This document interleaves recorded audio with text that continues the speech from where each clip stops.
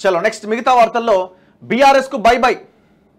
వరంగల్ స్థానం నుంచి వైదొలిగిన కావ్య, కడియం కావ్య. ఎవరి కడియం కావ్య? కడియం శ్రీహరి కూతురు. గులాబీ పార్టీకి రాజీనామా చేస్తున్నట్లు ప్రకటన. కబ్జాలు, లిక్కర్ స్కామ్, ఫోన్ ట్యాపింగ్ పరిణామాలు బీఆర్ఎస్ ప్రతిష్టను దిగజార్చాయని అసంతృప్తి. కేసీఆర్ కు లేఖ. వరంగల్ నుంచే కాంగ్రెస్ తరపున పోటీ. కడియం శ్రీహరి కూడా కారు దిగబోతున్నారని తేటతెల్లం. ఆయనతో నేరుగా కాంగ్రెస్ అధిష్టానం పెద్దల చర్చలు. 1-2 రోజుల్లో శ్రీహరి, కావ్య కాంగ్రెస్ లోకి. వీరితో పాటు పలువురు బీఆర్ఎస్ ఎమ్మెల్యేలు కూడా. సో మొత్తానికి ఎంపీ ఎలక్షన్స్ లోపే కేసీఆర్ ఖేల్ ఖతం కాబోతున్నది. మొత్తం కేసీఆర్ అనే పార్టీ చాలా దారుణమైన సిచ్యువేషన్లో ఉంది. ఇప్పుడు ఇంకా ఎలక్షన్స్ నాటికి అది మరింత మరింత మరింత పాతాళానికి పోయే ప్రమాదం అవకాశం కనబడతా ఉన్నది. సో ఈ ప్రమాదాన్ని కేసీఆర్ గుర్తించలేదా అంటే ఆయనకు అర్థమైపోయింది. ఈక్వేషన్ అర్థమైపోయింది కాబట్టి కూతురు అరెస్ట్ అయినా ఇంకేం జరిగినా బయటకు వచ్చి మాట్లాడలేని దారుణమైన సిచ్యువేషన్లో ఉన్నాడు. ఇప్పుడు రేపు పొద్దున హరీష్ రావు కూడా పార్టీలో ఉంటాడా అంటే డౌట్ఫుల్గానే కనిపిస్తుంది. ఏమైనా జరగవచ్చు. ఇంకోవైపున కేశవరావు, రేపు కాంగ్రెస్లోకి కేశవరావు అట. కుమార్తె విజయలక్ష్మితో కలిసి చేరిక. పార్టీ మార్పుపై కేసీఆర్, కేకే మధ్య ఆసక్తికర చర్చ జరిగిందట. పార్టీలో మీకేం తక్కువ చేసినా 10 ఏళ్ల అధికారం అనుభవించి పార్టీని వీడుతారా? అవకాశవాద రాజకీయాలు తగవు, నిర్ణయాన్ని మార్చుకోండి. కేసీఆర్, చచ్చేదాకా కాంగ్రెస్లోనే ఉంటా. కేకే, గతంలో కూడా ఇదే మాట అనుంటావు, చచ్చేదాకా కేసీఆర్తోనే అని. కేకే వెంటే ఇంద్రకరణ్, అరవింద్ రెడ్డి, కొందరు బీఆర్ఎస్ కార్పొరేటర్లు కూడా చేరే అవకాశం ఉన్నదట. ఇప్పుడు ఈయన గతంలో కాంగ్రెస్లో ఉండే, కేసీఆర్ అధికారంలోకి వచ్చిండు. చలో ఇమ్మీడియట్గా కేసీఆర్ దగ్గర చేరిండు. కేసీఆర్ రాజ్యసభ ఇచ్చిండు, అన్ని ఇచ్చిండు, అదైపోయింది. ఇప్పుడు కేసీఆర్ అధికారం పోయింది, మళ్ళీ ఇప్పుడు అధికారం కాంగ్రెస్కి వచ్చింది, మళ్ళీ ఇటు వచ్చిండు. ఎండిపోయిన దాంట్లో అటు ఇటు ఉన్న దాంట్లో పవర్ లేకుండా వీళ్ళు ఉండలేరు, బతకలేరు. ఫస్ట్ వీళ్ళు అధికారం లేకపోతే ఒక్క నిమిషం కూడా వీళ్ళు బతకలేరు. 3 పూటలా కాదు, ఒక్క పూట తిండి లేకపోయినా బతకగలుగుతారు. ఒకవేళ అధికారం లేకపోతే ఇగో ఇట్లా అవసరమైతే సూసైడ్ కూడా చేసుకోవచ్చు. ఈయన ఎవరో ఎండిఎంకే నాయకుడు తమిళనాడులో సూసైడ్ చేసుకున్నట్టు, ఎంపీ టికెట్ రాలేదని, వీళ్ళు అట్లా కూడా కావచ్చు ఒకవేళ, ఇంకా మెంటల్ దీంట్లోకి వెళ్ళిపోయి. పవర్ అనే మత్తు అంత భయంకరంగా వాళ్ళని ఇది చేస్తున్నది. ఇప్పుడు వీడికి వచ్చి ఇక వీడు అద్భుతంగా ఉన్నది, కేసీఆర్ ఈ తప్పులు చేసిండు, ఆ తప్పులు మరి మొన్నటిదాకా ఏం చేసిర్రా మీరంతా? అక్కడ అధికారం ఉన్నప్పుడు, అధికారాన్ని అనుభవిస్తున్నప్పుడు ఆనాడు కేసీఆర్ విధానాలని ఆనాడే మీరు క్వశ్చన్ చేసి ఉంటే ఇవాళ తెలంగాణకి ఈ పరిస్థితి వచ్చిండేది కాదు కదా. ఇంకొక విషయం ఏంటి, కేసీఆర్ అంటుండు అవకాశవాద రాజకీయాలు తగమని కేసీఆర్ అంటుండు. ఇక నువ్వే చెప్పాలి అవకాశవాద రాజకీయాల కోసం. ఇప్పుడు దీన్ని ప్రజలు ఎందుకు తప్పుబట్టలేని సిచ్యువేషన్ వచ్చింది?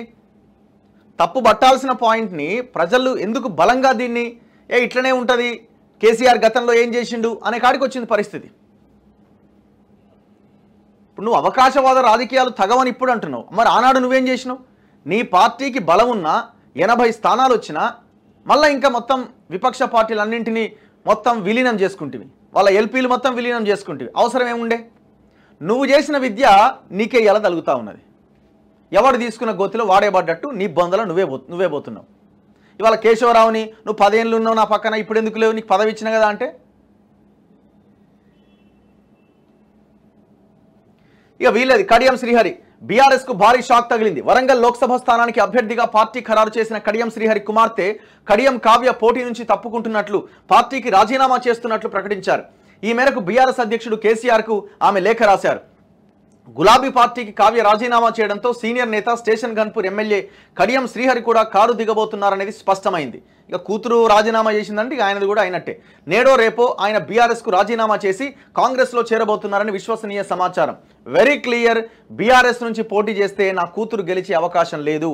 తన కూతురు రాజకీయ భవిష్యత్తు దృష్ట్యా ఆయన పార్టీ మారబోతున్నారు. మరి కేసీఆర్ అసెంబ్లీలో అట్లా ఇట్లా అని మాట్లాడింది కదా.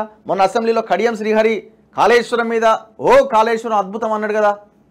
ఇప్పుడు రేపొద్దున ఇదే కడియం శ్రీహరి కాంగ్రెస్ తరపున నిలబడి కాళేశ్వరం గురించి వ్యతిరేకంగా మాట్లాడాల్సిన సిచ్యువేషన్ వస్తుంది. మరి అప్పుడు అది ఆ పార్టీలో ఉన్నప్పుడు ఆ పాలసీ, ఈ పార్టీలో ఉన్న కాబట్టి ఈ పాలసీ. మరి ప్రజల పాలసీ ఏదంటే ప్రజల పాలసీ ఏడుంది? అది ఎన్నో ఉన్నది, ఇంట్లో మర్చిపోయి వచ్చిన. అంటే పవర్ లేకపోతే పదవి వస్తుందనంటే ఏమి చేయడానికైనా రెడీ అవుతారు, ఏది చేయడానికైనా రెడీ అవుతారు. ఇందులో ఎక్కడ ఏ లీడర్ ఏ పార్టీలోకి వెళ్ళినా ప్రజల కోణం అన్నది లేని లేదు. మీకోసమో మీ నియోజకవర్గాల కోసమో వాళ్ళు చేరుతున్నారనుకోవడం పొరపాటు.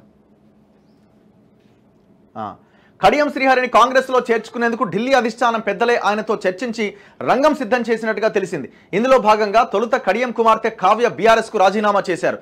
కడియం శ్రీహరి తన కుమార్తె కావ్యతో కలిసి 1-2 రోజుల్లో కాంగ్రెస్లో చేరబోతున్నట్టుగా తెలిసింది. ఇప్పటికే ఖైరతాబాద్ ఎమ్మెల్యే దానం నాగేందర్ బీఆర్ఎస్ను వీడి కాంగ్రెస్లో చేరారు. తాజాగా బీఆర్ఎస్ తరపున గట్టిగా గలం వినిపించే కడియం శ్రీహరి కూడా కాంగ్రెస్లో చేరబోతుండడం ఆ పార్టీకి గట్టి దెబ్బని అభిప్రాయాలు వ్యక్తమవుతున్నాయి. వారం రోజుల క్రితమే కావ్యను వరంగల్ స్థానం నుంచి అభ్యర్థిగా కేసీఆర్ ప్రకటించారు. అప్పటి నుంచే ఆమె పార్టీ కార్యక్రమాల్లో చురుగ్గా పాల్గొంటున్నారు. అయితే బీఆర్ఎస్లో జరుగుతున్న అంతర్గత వ్యవహారాలు నచ్చకే కడియం శ్రీహరి కావ్య పార్టీ మారాలి అని నిర్ణయం తీసుకున్నట్టుగా సమాచారం. బీఆర్ఎస్ నేతలపైన భూ కబ్జాల ఆరోపణలు, లిక్కర్ స్కామ్, ఫోన్ ట్యాపింగ్ లాంటి పరిణామాలు పార్టీ ప్రతిష్ట దిగజార్చాయంటూ కేసీఆర్కు రాసిన లేఖలో ఆమె అసంతృప్తి వ్యక్తం చేశారు. ఇక నిన్నటిదాకా వరంగల్ నుంచి బీఆర్ఎస్ అభ్యర్థిగా ఉన్న కావ్య అదే స్థానం నుంచి కాంగ్రెస్ టికెట్పై పోటీ చేయబోతున్నట్టుగా తెలిసింది. కాంగ్రెస్ నేతలతో కడియం శ్రీహరి చేసిన చర్చల్లో భాగంగా ఈ మేరకు ఇక్కడ ఒకసారి చదివిన తర్వాత డిస్కస్ చేద్దాం. ఈ మేరకు ఒప్పందం కుదిరినట్టుగా సమాచారం.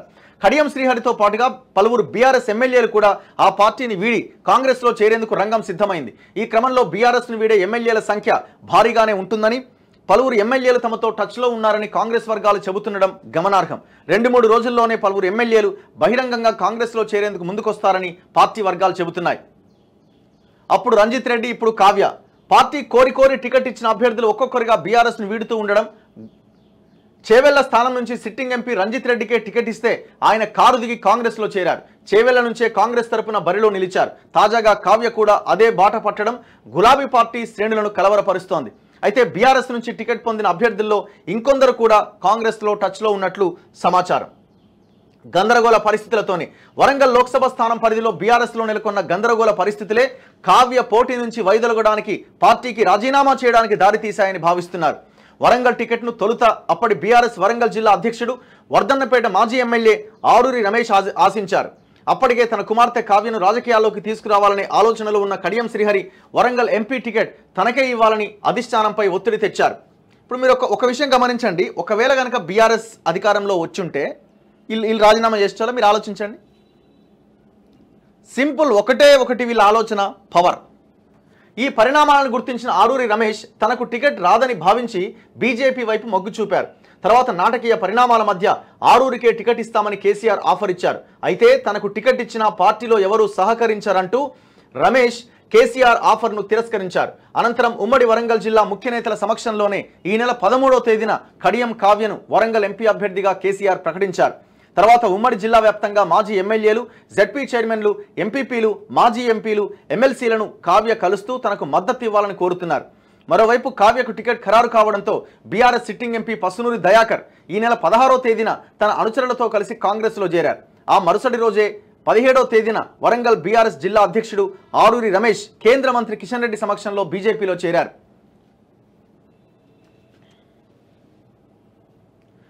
కేసీఆర్కు కావ్య రాజీనామా లేఖ. ఆమె ఏం రాసిందంటే ఆ లెటర్లో, శ్రీ కల్వకుంట్ల చంద్రశేఖరరావు గారికి లోక్సభ ఎన్నికల్లో వరంగల్ స్థానం నుండి బీఆర్ఎస్ అభ్యర్థిగా పోటీ చేసే అవకాశం కల్పించిన మీకు ధన్యవాదాలు.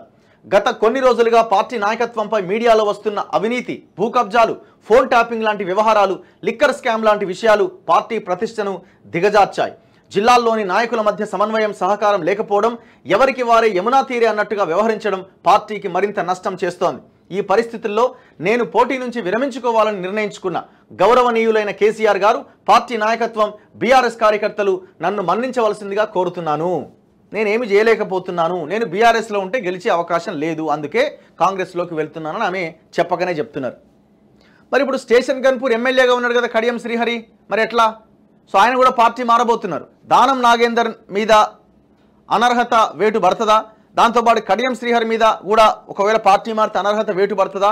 లేదు అసలు ఎలక్షన్సే వద్దు, పెద్ద ఎత్తున బీఆర్ఎస్ ఎమ్మెల్యేలు వస్తారు అన్న ఒక దీంట్లో కాంగ్రెస్ కూడా డిస్కషన్ జరుపుతున్నది. కాబట్టి మొత్తం 2/3 మెజారిటీగా ఈ 38 మంది ఎమ్మెల్యేల్లో 26 మంది ఎమ్మెల్యేలు వచ్చి కాంగ్రెస్లో బీఆర్ఎస్ ఎలిపిని విలీనం చేస్తారా అన్నది మనం రాబోయే రోజుల్లో చూడాలి.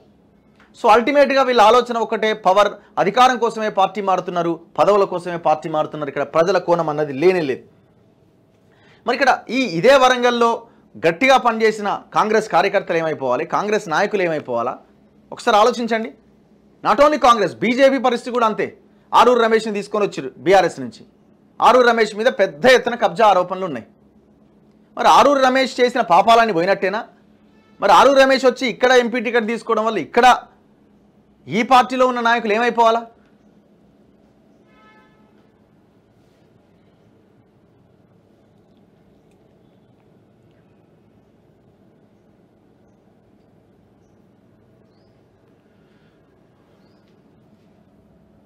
సో ఇట్లా మొత్తానికైతే ఒక పాయింట్ అయితే మనకి ప్రధానంగా మనం డిస్కస్ చేయొచ్చు ఏంటంటే కేసీఆర్ పని అయిపోయింది. కేసీఆర్ దుకాణం బంద్ పెట్టుకోవాల్సిందే. కేసీఆర్ పని అయిపోయింది. ఓ 30 యూట్యూబ్ ఛానల్ పెట్టుకొని 100 యూట్యూబ్ ఛానల్స్ పెట్టుకొని నువ్వు ఎంత దుష్ప్రచారం చేసి ఏం చేసినా కానీ అయిపోయింది కేటీఆర్ నీ పని. కానీ కేసీఆర్ ఆరోగ్యం జాగ్రత్త. ఎందుకంటే ఇప్పుడు ఇవన్నీ జరుగుతున్న పరిణామాలు అంత ఈజీగా కేసీఆర్ కోలుకుంటాడని అయితే నాకు అనిపిస్తలేదు. చాలా మానసికంగా ఒక దారుణమైన సిచ్యువేషన్లోకి నెట్టబడే వ్యవహారాలు ఇవన్నీ కూడా. ఏనాడన్నా కేసీఆర్ ఊహించిండో ఊహించలేదు. ఒకసారి లెటర్ చదువుకో. ఏది మీ మిత్రుడు రాసిన లెటర్ ఉంది కదా, ఆ లెటర్ ఒక్కసారి చదువుకో. చదవాలనా? మళ్ళొక్కసారి చదువుతా నీకోసం. నీకు నీ మిత్రుడు పంపిండు కదా లెటరు,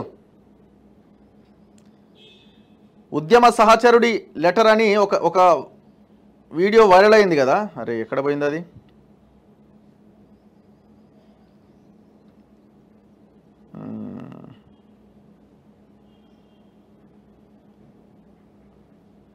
మిస్ అయినట్టుంది.